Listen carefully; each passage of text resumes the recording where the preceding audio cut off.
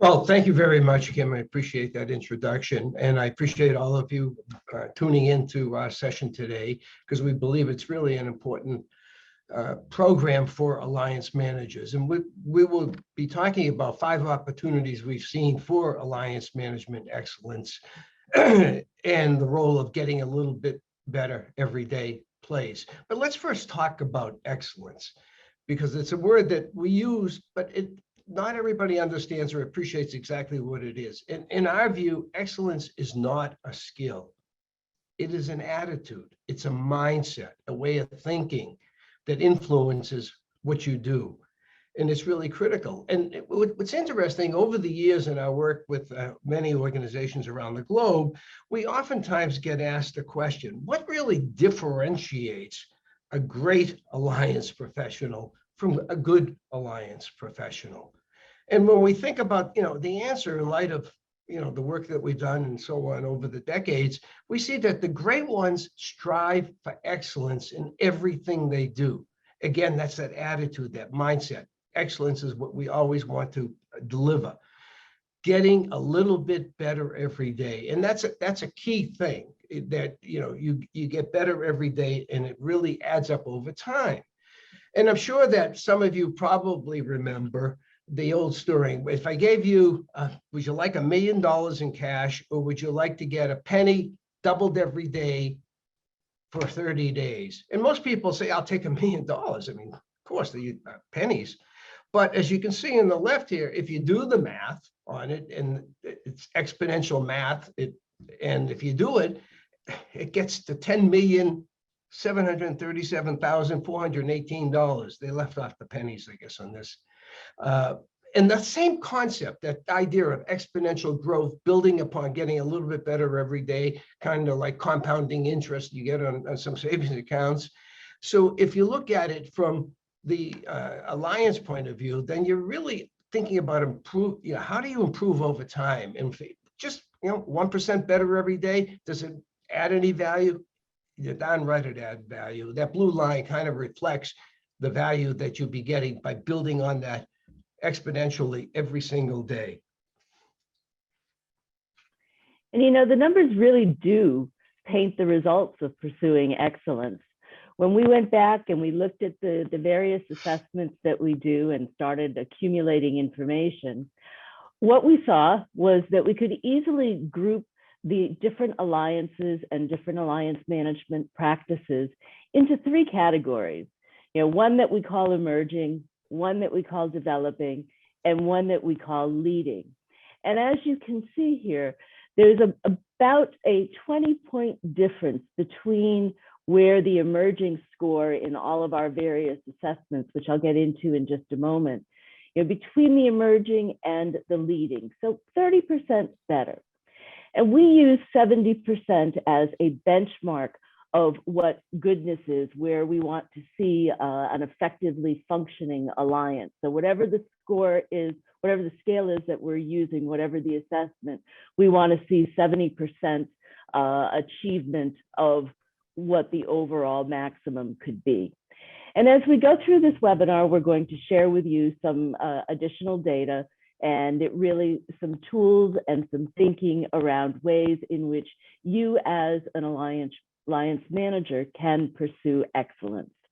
And I want to encourage you, if you have questions, put them into the chat. We will leave time at the end to address some of that. And of course, the slides will be available for you afterwards.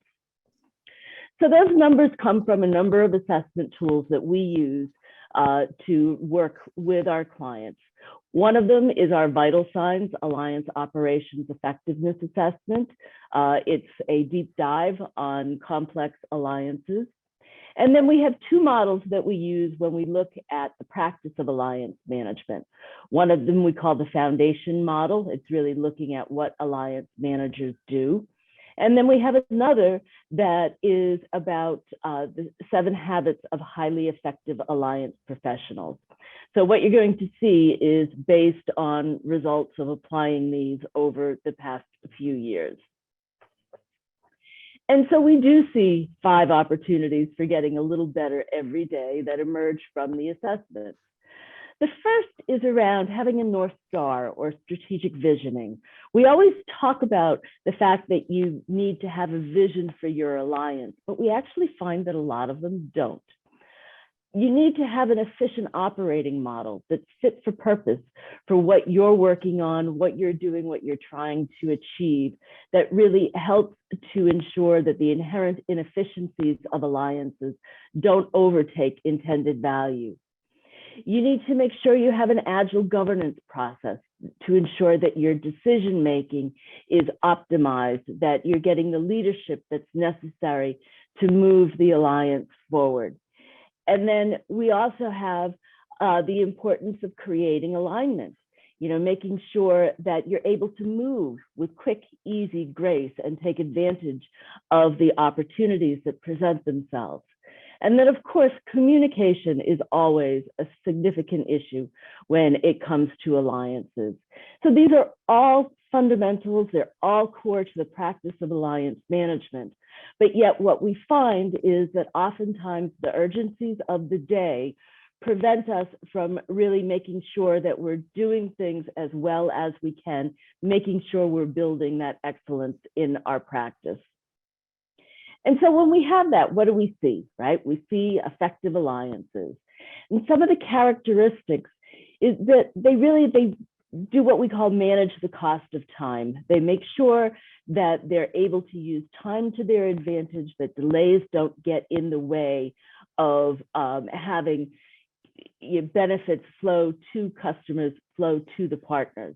So you see that communication flows, stakeholders are aligned, decisions are optimized. We have a one-team mentality. We're able to solve problems expeditiously. Our IP, such as patents, are best utilized. We make the most effective use of them. Resources are provided timely. Our competitive position is leveraged. We're out there in the marketplace before competitors are able to get in there, or we're able to ensure that we can differentiate. And at the end of the day, you're achieving your strategic and financial objectives. So this is what we're looking for when we're looking at an alliance that is effectively applying the practices of alliance management. And when we look at these opportunities, we really do see some significant differences between the emerging and the leading alliances that we've looked at. It's really the difference between being effective and constantly fighting upstream, really, having to work really hard to get what you're looking for. And not that the leading ones don't work really hard, but it's not as much of a fight. They've got things so that they work more smoothly, and they are able to focus on the real strategic opportunities. So as we look at it, and we look at the differences between these various categories, when we think about the North Star, the emerging alliances are usually, if they have an aligned strategic vision, it may not be apparent to team members. Those that really have that North Star and are using it to measure success, they're able to move forward very quickly because they know what goodness is. They're able to prioritize and focus. When we look at the operating model, with the emerging folks, we often see that there's duplication of work or that new members aren't appropriately onboarded. Whereas the other extreme, we have guidelines in place to determine the distribution of work, and we have a very robust onboarding process. When we look at governance, we can see value eroding delays or sub-optimization of decisions happening for those in our emerging category. Whereas on the leading side of things, they're making their decisions timely and it's focused on optimizing value. They will go through a period of time where they are really working through what's the best thing to do. They don't automatically just go for, okay, we can get this through our governance committee. In the emerging, we're more likely to see an us and them attitude versus in the leading, it's one team, entity mentality, visible to outsiders. You can't tell which company people work for. And then when we talk about communication, we see challenges really accessing alliance information. And this is really becoming very important, and we'll touch on this a little bit more. But it's so important to have a common alliance information management infrastructure today. And we're seeing that our leading folks are really putting effort to that. So when we look at what these 5 opportunities are, let's start with the first one, the North Star. And interestingly enough, over the last several years, actually, talking about a North Star for alliances and for organizations more generally has really come to the fore. And previously, it wasn't as recognized as being as strategically important. The North Star, also referred to as the strategic intent of an alliance. In other words, that's goodness. What are you trying to do? And goodness would be accomplishing that intent. Is the collective wisdom or purpose of the alliance, collective from both sides, if it's a 2-party alliance, stated in terms of value to the patients, more generally would be value to the customers, but patients, partners, and stakeholders, and the experiences all seek relative to that value. The North Star describes what goodness is, provides focus, bridges philosophical differences, and helps determine priorities. So let's take a look at a sample North Star statement. We get asked all the time, how do I write it? What's really in it when you go beyond that kind of definition? And here's an example. We will combine, again, combining, we're bringing from both organizations in a 2-party alliance, combine our joint expertise in resources. We'll give you, our expertise. We'll bring our resources, both sides of the equation, to end, here's where value comes in, ending the suffering of Parkinson's disease patients and their families, establishing our companies as innovative leaders in the treatment of degenerative neurological disease. And you can see in this, we really tried to hit all the boxes that are key to a well-written statement.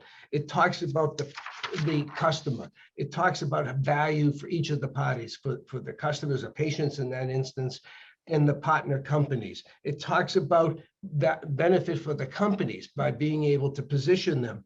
So you see that values in there, how everybody's benefiting from it. And statements don't have to be, long, but this is goodness. And if you're working in an organization that has this alliance with this statement, then it helps you make those critical decisions. It helps you make decisions on where best to allocate resources, how to spend time as you move forward.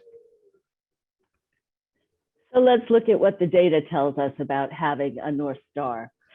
You can see over here on the left that our leading participants in this data, about 90% of them have strategic alignment based around a North Star.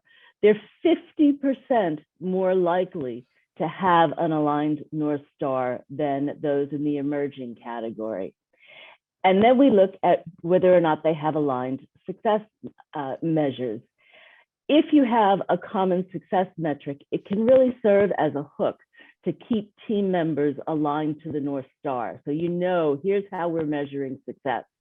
It doesn't mean that each partner has exactly the same thing all the way across the board that they want to get out of an alliance, because you can certainly have different definitions of success, but there's something that you've come together to do that's going to help each of you. So it's that what you're doing together that you're measuring in a way that everybody understands, that allows you to really keep people focused on that North Star.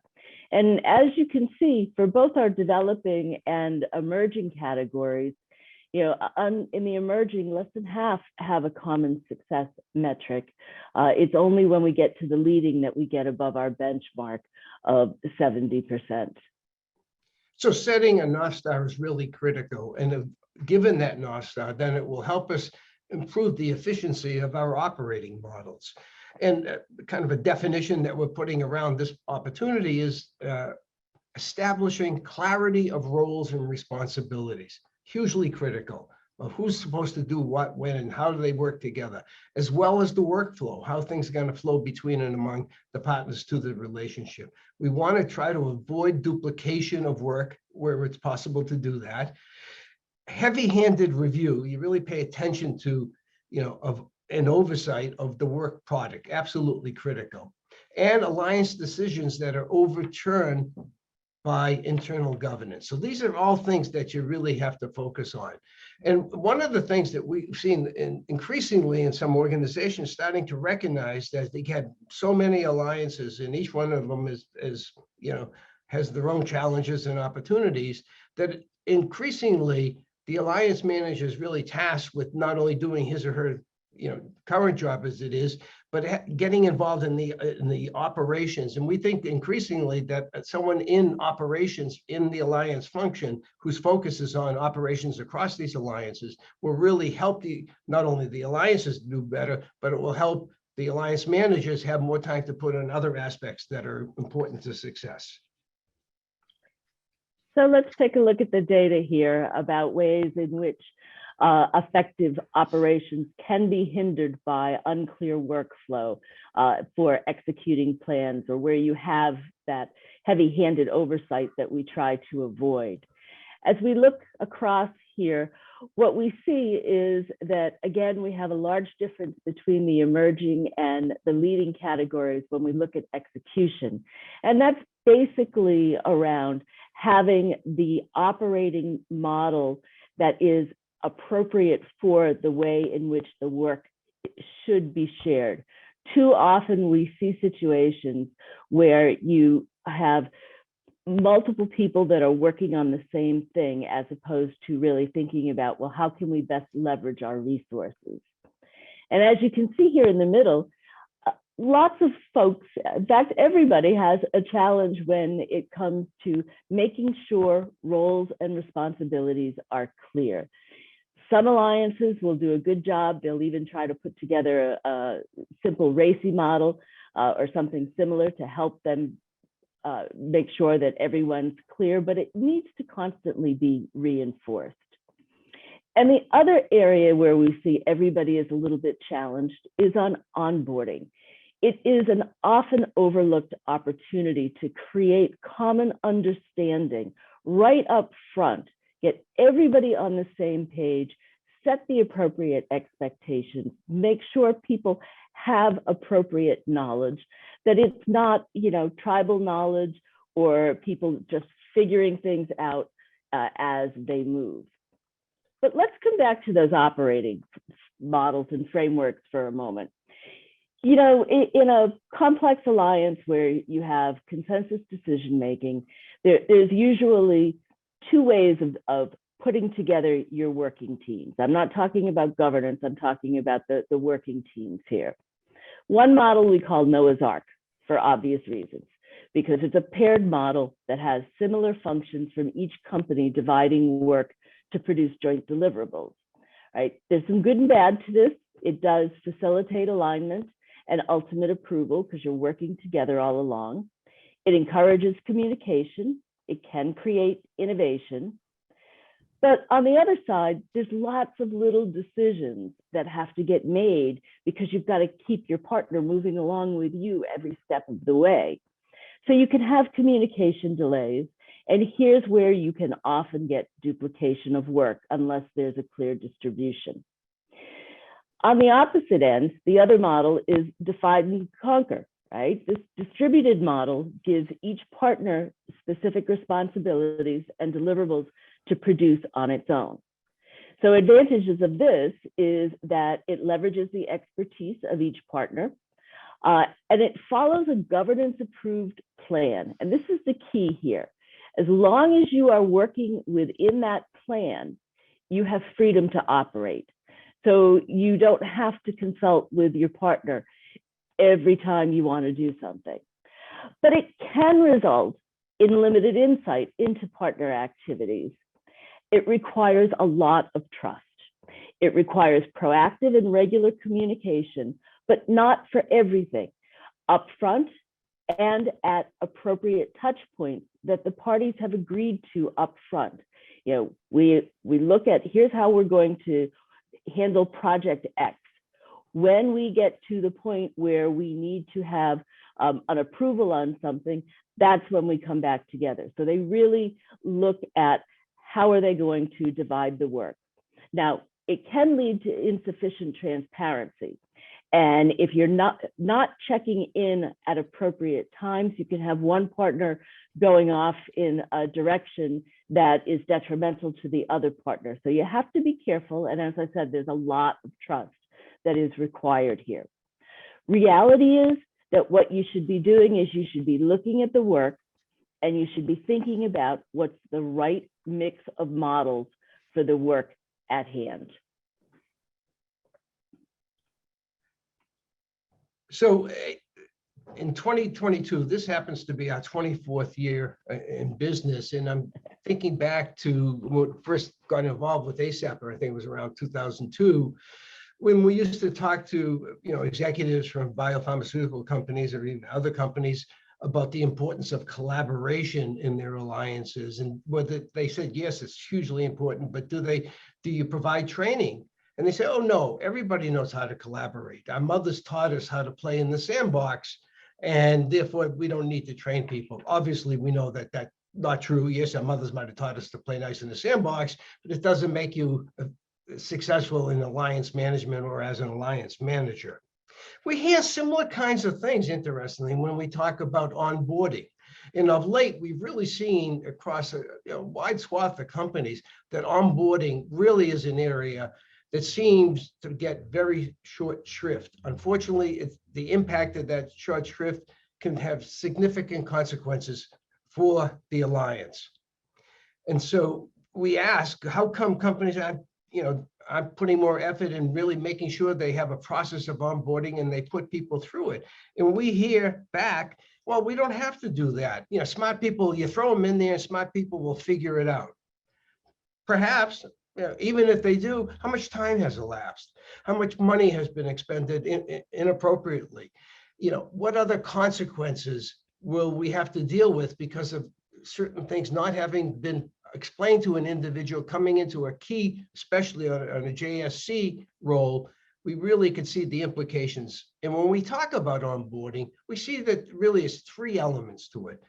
One, it's the role. What do you do? The standards, the expectations of the governance committee members and others involved in these organizations. What's the role in the governance models? Secondly, what are the norms, the culture, an established way of behaving to bridge differences and collaborate effectively? Someone new coming in feeling like, well, they got to make a contribution. They want to, start to get people to appreciate the value they're bringing to it. Might want to go back and revisit some things. Might want to go back and might want to do things that are really outside how work has been done in this alliance. Also can cause problems. Then there's the work itself.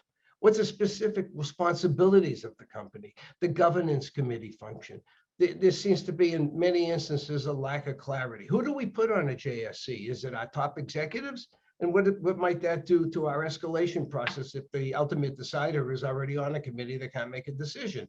So you need to really think about the role the person you're onboarding is going to play, the norms that have been established and ways of working that you want them to emulate, and the work itself. What are the responsibilities in making sure? So you can see onboarding really, if you do these three things well, will really help everybody and help that new person in the role really get right into place, not be a problem or delay things because he or she is trying to get up to speed.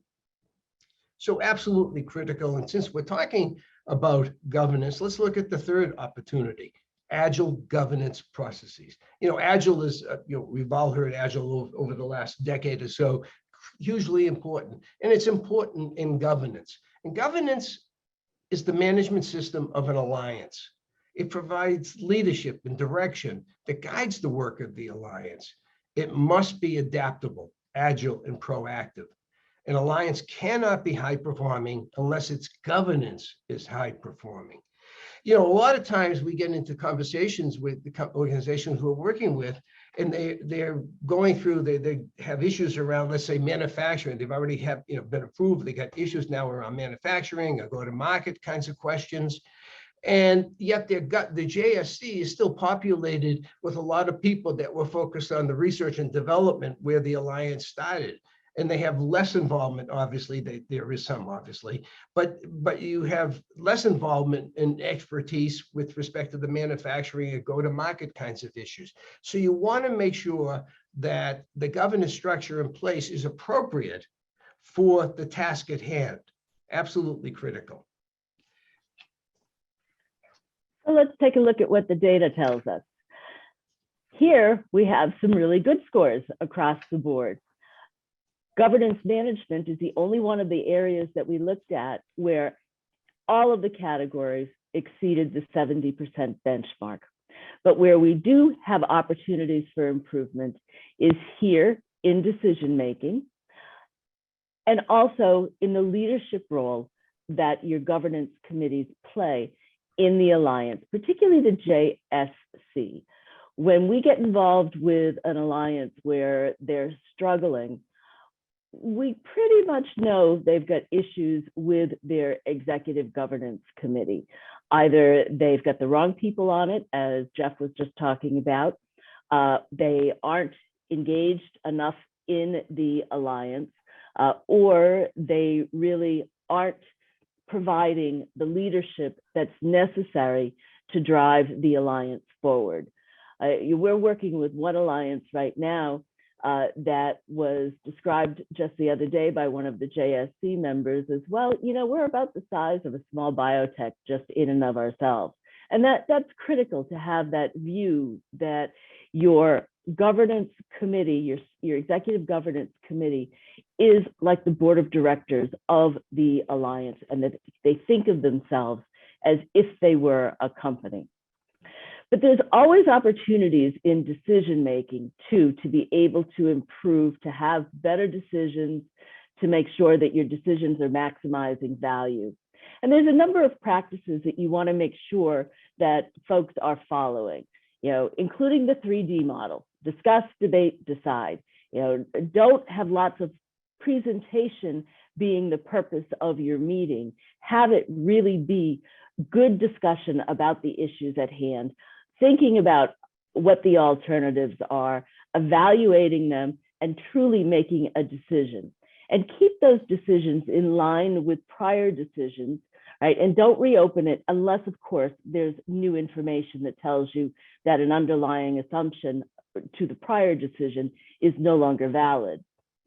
Keep your decision making within the governance process. You don't want side forums happening unless it has been said, you two subject matter experts go figure this out and come back to us with what you think the right answer is. But you don't want two executives going off and saying, okay, here's what we're going to do, when it hasn't been debated through the normal governance process. And you want to make sure that you're transparent about what governance actually can commit to without interaction with internal governance. Getting that right, getting the interplay between alliance governance and your internal governance is really critical to be agile, to make sure that you don't have unnecessary delays, and to make sure that the alliance itself is really making decisions in the best interest of the alliance, and other company agendas aren't really getting in the way. So it's up to committee leadership to make sure that they manage that interaction. You want to have a decision log. You want to keep track of the key decisions that have been made about how the alliance is going to move forward, and that should be available to committee members. And of course, you want to make sure that people have clear escalation guidelines for teams and subcommittees. Everybody should know what the escalation process is, when you escalate, how you escalate, and always the alliance manager should be the first point of contact for that. And then there's a tool that we use to help the Joint Steering Committee, the Joint Executive Committee, truly be leaders and exhibit the appropriate collaborative leadership. We call it a collaborative leadership agenda. And it's a set of principles. You can change these, but we find that these are generally the types of principles that you want to govern a complex alliance, right? These are the things that are going to build really that effective operating alliance, and to encourage the one team mentality, to build trust, to break down internal barriers, to be innovative. Don't allow proposals to be met with a no. You want to make sure that you're looking to learning fast and you're looking to being innovative as you're going about the work of the alliance. And of course, you want to be agile, right? And then what we do is we look and we say, well, okay, if these are the things that we aspire to as an alliance, that as principles for how we want to behave, then what is it? What behaviors do we want to see out of leadership? And we look at these four, and again, you could have something different for your alliance, but generally we find these are pretty much on target. Keep your focus on that North Star. Respect differences and seek to understand your partner. Leverage the combined strength. That's why you're partnering to begin with. And look for solutions, not problems. And what we do as an exercise is we take the Joint Executive Committee, the Joint Steering Committee, and in the context of their alliance, we identify specific activities and behaviors that the leadership will model and that they expect other members of the alliance will also practice, right? And then we build these out in this area of the chart, and you have something that you can refer to and really at each meeting make sure that you are living that. And what we've seen people do is we've seen people take it and cascade it down through the other committees so that, again, it's a way of creating the culture of the alliance that will allow it to be, really that one team experience operating as an entity. Now, if you have a new alliance, you can make this part of the chartering process. But even if your alliance has been in existence for a number of years, you can do it as part of your annual evaluation. If you do a health check, something of that nature, make it part of your actioning going forward. So that brings us to opportunity 4, something also hugely important, to create alignment. Very simply, when we look at that, it's a one-team mentality. Alliance, we like to call it Alliance Inc., whatever our entity is. And some people are actually branding that alliance. They're branding that one team with a name and an aligned path to the North Star. It starts with common language with shared meaning, so that when you say something, you expect the other person to understand. If I say I'm going to meet you outside under the oak tree, great. You don't want the other person to be out under the other side of the parking lot under the walnut tree. So you really have to understand what the differences are. But another thing about language, several weeks ago, we were running a training session for an organization, a company based in Asia that had people on the phone from 13 countries in that part of the world. And what was interesting is that while everybody spoke English to varying degrees, that because of the fact that it was only native language, English, to Jan and myself, it creates issues in making sure when you say something, you're speaking with a common language. Everybody understands what you're saying. And so that's hugely important. And want to make sure not only you understand the language, but you know the meaning. So this is really important to really get people to be able to collaborate effectively. And as we've been saying, leading alliances think of themselves as an entity or as one team. And that comes from having that North Star and an executive governance committee that exercises effective leadership. So you need to have that unified strategic direction. And as you can see, there is a significant difference between the emerging category and the leading category. And then when we look at one team, we see an even bigger difference. And this is really an important point, because when you have a one team mentality, you think about things differently. You think about how would we bring people onto our team if we were one company, right? Would we give each of us the opportunity to perhaps, interview a new hire? A little different, obviously, for an alliance, but you have to think about ways in which, you create that one team and what does it mean for how you do things. And the benefit is it reduces churn amongst the team. It reduces conflict. It reduces some of the stress. It reduces some of the burnout.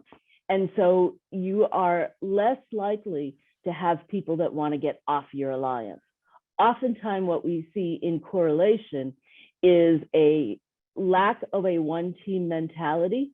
And then we also see low scores on a question we like to ask around, our best people want to work on this alliance. We've seen situations where the alliance is wildly successful financially, but it's such a burden because they're not operating as one team, they don't have unified strategic direction, that nobody wants to work on it.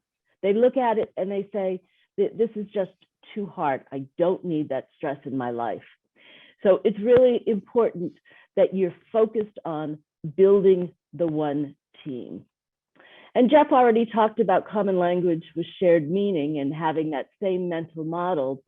But I will tell you that most misunderstandings in an alliance happen because people are talking past each other. They think they are understanding each other. They think that they have the same view in mind, that they're on the same page, but then they go back and they find that they actually don't. So it's critical. And the first thing that you should do if you find that you have misalignment is to make sure that people have either the same data in front of them, the same assumptions, or if they have different assumptions, which is okay too, but those are fleshed out, that you know where you're looking at things differently, and that will allow you to find a way to be able to move forward. And you have to remember that achieving alignment in an alliance requires a three-dimensional perspective. You need to be aligned within your team, you need to be aligned with your management, and you need to be aligned across organizational boundaries with your partners. Which brings us to the fifth opportunity. It's interesting. We named it, communication, communication, communication. We have come to believe that it's almost impossible to over communicate. I know we get, sometimes we feel we get bombarded with, electronic messaging and so on. But communication's key. It is the lifeblood of the alliance. Information has to flow freely enough within the company and between the company and its partners, so that team members know what they need to do, what need to know as they go about their work. And at the same time, inappropriate disclosure must be guarded against. And we all know in this Alliance 1 that I'm working on, I'm allowed to talk about X, but in Alliance 2, I better not talk about X. So really understanding in your communications, what's appropriate, what's inappropriate, and making sure that the people that need information get the information they need when they need it, so that they can make an informed decision. And this is an area where we have great opportunity to be more effective. Alliances require a single version of the truth, right? And so you need to have a way in which you're providing that for everybody that's working on it. It can be really challenging if you're handling it in traditional or manual ways. We have come to appreciate, particularly during this time when we've all switched to remote work, and while some folks are getting back together again, we're still more dispersed than we ever were before. It is so critical to have an information and knowledge management system. It's really become a value-adding activity for the alliance management team to provide to their organization. It makes it much easier to access alliance information. And as you can see from the data here, none of our folks, none of our groups that we assessed we're able to achieve the benchmark in having easy to access alliance information. And the same thing for effectiveness, right? We've got work to do here to make sure that we've got that single version of the truth. We're better on timeliness, but we need to focus on effectiveness, which is about getting the information you need when you need it, and being able to communicate across the organization, across the alliance, and then getting easy access to alliance information. So what you really need is you need a framework for comprehensive and holistic communications within the alliance and between the alliance and its member partners. And when we look at what that information system needs to include, this is not an exhaustive list, but it's kind of what you have to have at a minimum. You need a shared calendar that not only has meetings, but also has, when key milestones are expected or when deadlines are need to be met. You need to have action item notification and management so that you're keeping track of the many things that are going on and that people are aware and really, are able to have visible what's going on in that particular alliance. You need that decision log, right? You need analytics and reporting. You need a document repository. You need collaborative workspace so that people can work on documents together. And you need security and version control, right? Every complex alliance needs to have its own information and management system. The days of PowerPoints and spreadsheets are definitely behind us. So at the end of the day, it comes down to what your plan is to get a little better every day. And we see some ways of getting started. Again, your own particular situation will determine, how best for you to start. But the key point is to lay out a plan that covers not only today, but covers tomorrow and down the road. So we identified 3 areas that we see. 1, make a database so progress can be measured. You have to be able to measure. You have to have that sense of goodness, and even the measurements on, qualitative kinds of things that we have in these charts that we've looked at today. We're still able to put that stake in the ground because we have a consistent framework for measuring it. We need quick wins. Everybody loves quick wins, but we want to make sure we have longer term initiatives. It's great in the short term, but what are you going to do for me in the long term? And longer term today has gotten shorter than it used to be. Longer term today is like 2 or 3 years out as opposed to 5 to 10 years out. And critically, publish your work. In the alliance field, we have found that one of the challenges of getting people in your organization, not only to understand, but really to appreciate the value you bring to the party, is really making sure they understand what you do. And the best way to do that is publish the work. Get out there, let them understand how you help them. One of the challenges in the alliance field is if you keep the bomb from going off, no one knows necessarily that you did that. Unless you tell people that, some of the activities you've engaged in and how it can benefit. So these are 3 things that you can think about as you start to build that action plan to get better every day. So standing back from everything we've talked about over the last hour, and I know we have some questions we'll get to in just a minute. If we look at this is really essentially the last slide, moving from good to great. 1, prioritize operational excellence. But in doing so, remember, it's not a skill, it's an attitude, it's a mindset. It's a way of thinking about what you're doing, why you're doing it, how you're doing it. And really getting a little bit better every day. The benefit of, small steps over time is hugely important. And so it's critical that we really set goals. What do I want to accomplish this week? What am I going to do differently tomorrow on that account, on that alliance? And how do I change the nature of my relationship with my counterpart and my partner companies? All those think about how you can get better and better and better. And the great thing about it is, as you start to improve things, the other side sees it, and they too will start to emulate some of those changes because they see that there's value in what you've been able to show. So absolutely critical.